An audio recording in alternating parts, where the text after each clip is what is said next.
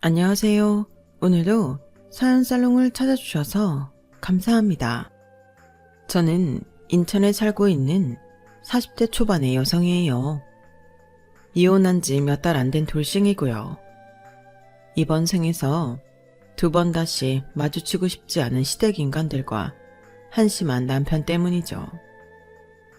저처럼 시댁과 남편을 참다 이혼하신 분들 많으신 것 같더라고요. 저도 오늘은 제 이야기 풀어보고 공감과 위로를 받고 싶어요.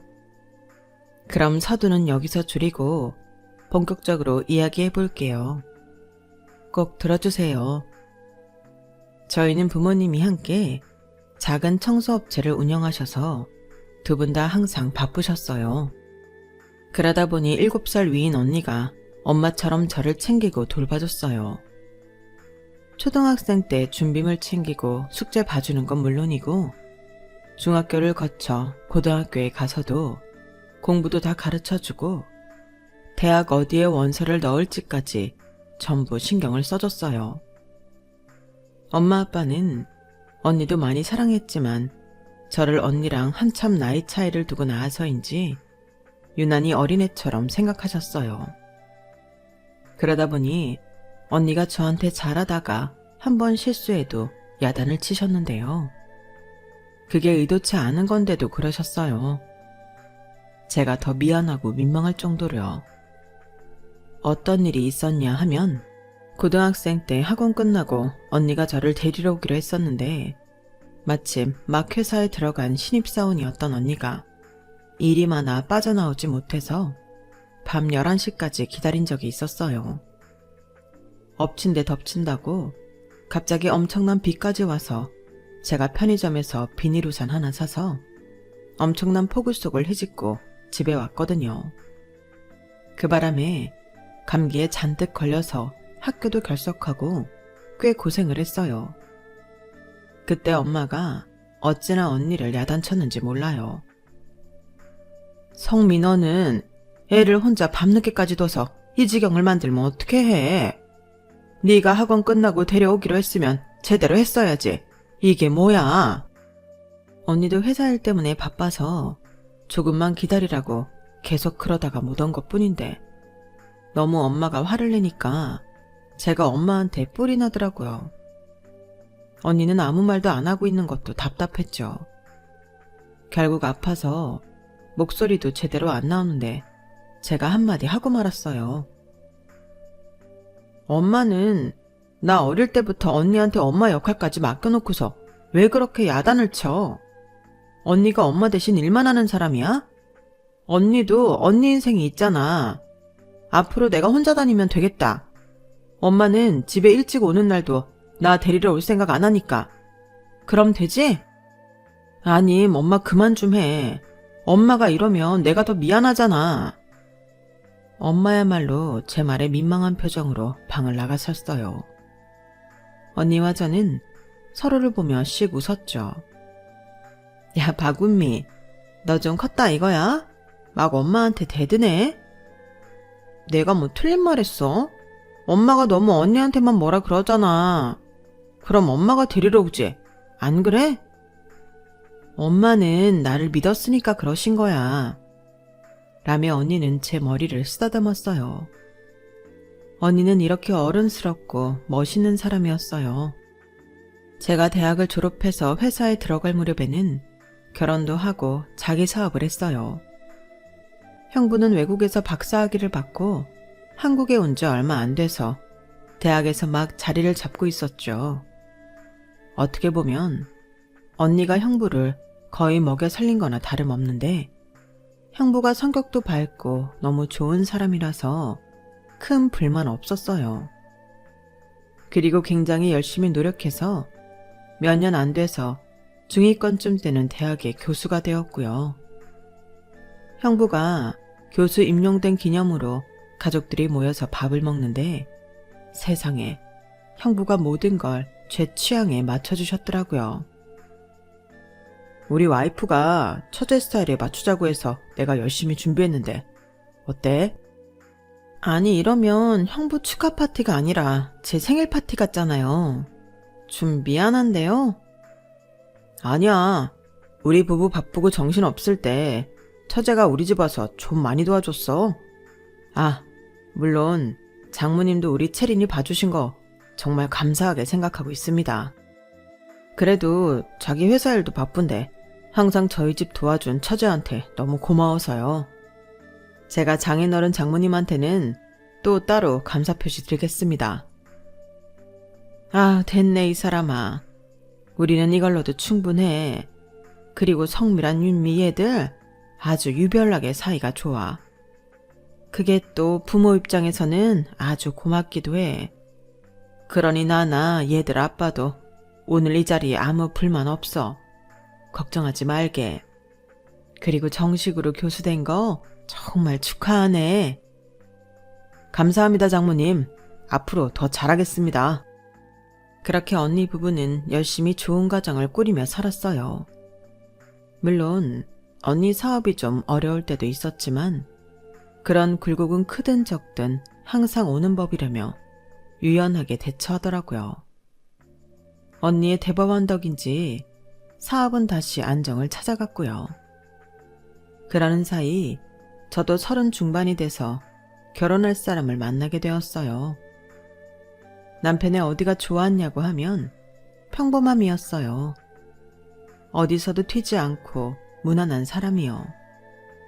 저는 같이 사는 사람은 너무 개성이 강해도 힘들다고 생각했거든요. 남편은 연애할 때는 그냥 무난하기만 한 게 아니라 자상한 면도 있었어요. 하지만 결혼하고 나니 시댁 식구들은 상견례나 결혼식에서 보여줬던 수더분하고 친절한 모습이 아닌 자신들의 본성을 드러냈어요. 게다가 시댁에 와서 살고 있는 손이 시누이는 정말 가관이었어요. 분명 결혼했다고 들었는데 시댁에 갈 때마다 제 집처럼 오만 곳을 난장판을 만들고 게으른 모습으로 누워서 TV만 보길래 이상하다 싶었는데요. 알고 보니 몇 달째 남편하고 별거 중이라고 하더라고요. 하긴 제 결혼식 때도 시누이 부부가 같이 있는 걸 보지 못했고 둘 다 표정이 굳어서 솔직히 싸웠나 싶었거든요. 알고 보니 이런 속사정이 있는 거였어요. 시누이가 시댁이 있는 것까지는 뭐 괜찮았어요. 그런데 진짜 더러워도 너무 더러운 거 있죠. 물론 저도 잘 치우지 못하지만 신우는 해도 해도 너무하더군요. 신우가 쓰는 방은 문을 열면 탁한 공기에 코를 찌르는 이상한 냄새가 났고 술병에서부터 과자 봉지에 라면 부스러기까지 오만 쓰레기가 다 널려 있었어요. 이 정도면 정말 문제 있는 거잖아요. 그리고 분명 저랑 남편이 올 때까지 자고 있다가 나왔는데 씻지도 않고 부엌에 가서 과일을 가져다가 먹으라고 건네주더라고요. 아무리 하루 종일 집에 있었다고 해도 이건 아니잖아요. 정말 위생관념에 심각한 문제가 있었어요. 만약에 남편하고도 저러고 살았으면 별거 할 만하다는 생각이 절로 들었어요. 그리고 시누이는 몇 달 안 돼서 정식으로 이혼을 했죠. 남편은 끝까지 신우 남편을 나쁜 사람으로 몰았어요. 지가 모자란 게 있다고 우리 집을 우습게 봐? 나 참 가짜나서. 분명히 결혼하기 전에 우리 엄마랑 아빠가 말했거든. 우리 누나 곱게 키워서 집안일 잘 못하니까 손에 물 한 방울 묻히지 않게 해야 한다고 했어. 알았다고 하더라고. 그러더니 뭐 아유 결벽증 환자처럼 굴더니만 이렇게까지 할 줄은 몰랐네. 누나가 안 됐지. 어쩌다 저런 놈을 만나서. 아무리 자기 친누나라고 하지만 저렇게 생활이 엉망인 걸 감싸는 게 좀 이상하더라고요.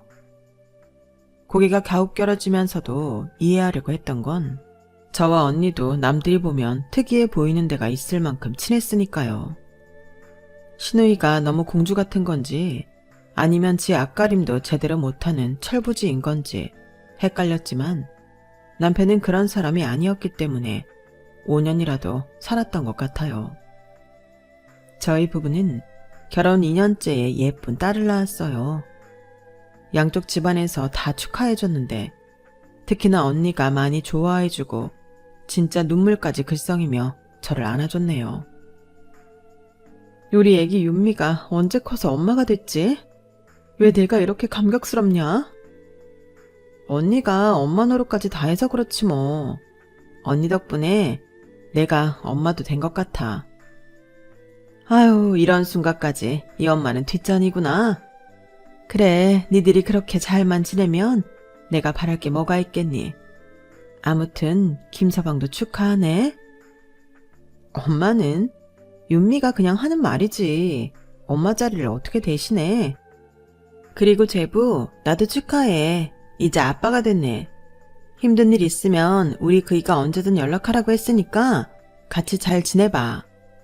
그이가 지금 미국 출장 중이라 여기 못 와서 너무너무 아쉬워해. 아무튼 나중에 보자. 남편은 언니한테 엄청 예의 바르게 고개를 숙이며 감사하다고 몇 번이나 인사했어요. 나중에 형부랑 만나서도 이야기도 잘 듣고요. 그렇게 문제없이 지낸다고 생각했네요. 시댁을 가면 시누이도 그렇고 시부모님도 가부장적이라 며느리한테 마음을 안 내주는 게 불편하기는 했지만 남편은 저나 아이한테 잘해서 우리 세 식구 화목하자는 마음으로 지냈어요. 그렇게 2년 반 정도 지났을 때 친정집 사정이 좀 어려워졌어요. 정확히 말하면 언니 사업이 힘들어진 거였어요. 갑자기 이런저런 규제도 생기고 해외 판로에 문제가 생기면서 회사 내에 많은 일이 겹쳤다고 하더라고요. 언니가 직접 얘기한 건 아니고 형부가 슬쩍 전해줘서 알게 된 거였어요. 너무 걱정이 됐지만 괜히 아는 척하기 뭐해서 속만 태우고 있었는데 하루는 언니가 저한테 연락을 했더라고요. 저녁에 만나자고요. 그렇게 언니와 저녁을 먹었는데 언니가 아주 어렵게 입을 떼는 거였어요. 윤미야, 내가 진짜 너한테 이런 말을 하게 될 줄 몰랐는데 그게... 뭔데 그래 언니? 뭐든 얘기해봐. 괜찮으니까. 언니는 내가 언니 사정을 알고 있다는 걸 눈치챈 것 같더라고요. 거의 포기한 표정으로 한숨을 내쉬더니 이렇게 말했어요. 정말 미안한데 급하게 막을 돈이 필요하거든. 그것만 해결되면 일단 다음 스텝으로 갈 것 같아. 그래서 말인데 2억 정도 혹시 마련해 줄 수 있어? 그렇게 말을 하는 언니도 금방이라도 울음을 터뜨릴 것만 같았어요. 어릴 때부터 너무나 어른스러웠고 엄마 대신 집안일에 저까지 돌보면서 늘 반에서 3등 밖으로 떨어져 본 적이 없던 언니였는데 말이죠. 내가 좀 무리하게 진행했던 프로젝트가 있는데 그게 성과가 안 나오고 자꾸 지연이 돼서 그것만 결과가 나오면 다 괜찮아질 거야. 아직도 미국에서 결과를 안 보내고 있어. 언니, 내가 해볼 수 있는 데까지 해볼게. 그 돈 어떻게든 마련할 수 있을 거야. 너무 걱정하지 마. 그러다가 언니 몸 상할까봐 걱정돼. 돈보다 사람이 먼저잖아. 언니, 일단 마음 편히 가져. 말처럼 되지는 않겠지만 그냥 멀리 보자는 생각 해보자고. 그리고 지금 한 번에 한 가지씩만 해결하고 그러다 보면 답이 나올 거야. 우리 윤미가 이제 언니보다 훨씬 낫네. 정말 너무 큰 힘이 된다. 언니는 그렇게 눈물을 닦아내며 돌아갔어요. 저는 집에 가서 그동안 적금 들었던 거에 예비자금 모아뒀던 걸 대충 계산해봤어요. 5천만 원 정도가 되더라고요. 저는 나머지 1억 5천을 대출받기 위해 남편하고 상의를 했어요. 그런데 남편은 언니 일 때문이라는 말을 듣자마자 표정이 싸늘해지더라고요. 너도 참 너다. 처형 뭘 믿고 그런 큰돈을 해주자는 거야. 말이 돼? 아니, 대학 교수인 형님이 돈을 안 해줬겠어? 그런데도 안 돼서 여기까지 손 벌린다는 건 문제가 심각한 거야. 이거는 사업가로서 자질의 문제 아니냐? 그냥 사업 접으시라고 그래. 무슨 말을 그렇게 해. 언니 여태껏 다 잘해왔다고. 지금 이 고비 넘기면 다시 잘 될 거야. 언니 능력 있는 사람이야. 기업협회에서 상도 받았던 사람이잖아. 그런데 무슨 말을 그렇게 해? 우리 이 아파트, 이런 말 좀 치사하지만 내가 돈 더 많이 보탠 거 알지? 우리 아파트 담보로 한 거 없잖아. 이걸로 대출 좀 받아서 언니 도와주자. 우리 언니 진짜 다 갚을 거야. 걱정하지 마. 아, 안 돼. 미쳤어? 이게 우리 재산이야. 아니, 딸내미 미래를 위해서라면 쓰던 돈도 안 쓰는 사람이 자기 언니 일이라면 왜 이렇게 정신을 못 차리냐? 네가 니네 언니 좋아해서 그러는 건 네 자유인데 내 생활까지 위험하게 만들지는 마. 이런 일 버렸으면 처형이 알아서 해야지. 어떻게 너한테까지 와서 돈 얘기를 하냐? 솔직히 짜증난다 진짜. 진짜 이럴래? 언니네가 우리한테 얼마나 잘했는데 그래. 솔직히 자기 쓰는 손목시계며 지갑이며 다 우리 언니랑 형부가 해준 거잖아. 지난달까지 먹은 보약도 언니가 지어준 거 아니었어? 그런데 이렇게 사람 힘들다고 안면 싹 바꿔? 자기 이것밖에 안 되는 사람이었어? 그러게, 나한테 허세 부릴 돈 있으면 모아뒀다가 이럴 때 쓰지. 왜 평소에 돈 관리 잘 못하고 이러냐고. 1억 5천? 그거 땅 파면 나오냐? 어디 가서 그냥 달라고 하면 줘. 절대 안 돼. 넌 사람이 그렇게 물러서 앞으로 험한 세상 어떻게 살려고 하냐? 형제지간에도 절대 하면 안 되는 게 돈거래야. 너 정신 차려. 남편이 너무 냉정하게 나오니 소름이 다 끼치더라고요. 언니랑 형부한테 뭐 받아먹을 때에는 그렇게 헤헤거리던 인간이 언니 사업이 힘들다는 말 나오자마자 변해버리는데 솔직히 징그러웠어요. 평소 남편의 행실을 보면 언니가 힘들면 먼저 도와주자고 할 줄 알았거든요. 그런데 돈거래는 절대 안 된다고 칼같이 자르는 게 좀 화가 나더라고요.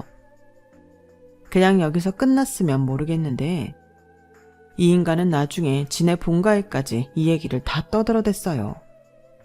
그래서 제가 갑자기 시댁에 불려가지 않았겠어요. 시아버지도 시어머니도 저를 노려보고 있었고 그 앞에 신우가 서서 저한테 아주 일장연설을 하더라고요. 올케 친정이 어렵다고 멀쩡한 우리 재영이 어깨에 짐 지우면 되겠어? 어디서 아파트를 잡혀서 돈을 빌리겠다는 말을 해. 절대 안 돼. 거기에 시어머니가 또 옆에서 끼어들었어요. 우리 재현이 말이 100번 1000번 맞다. 너는 이제 우리 재영이랑 채린이랑 가족 아니냐?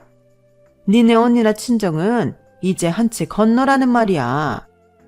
그리고 한치 건너건 가족이 됐건 가까운 사이일수록 돈 문제 일으키는 거 아니야?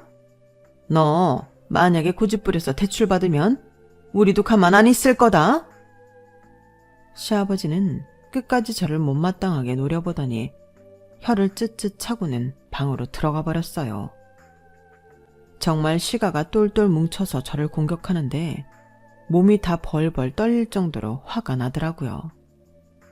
하지만 그 자리에서 화내고 난리치면 저만 손해 아니겠어요?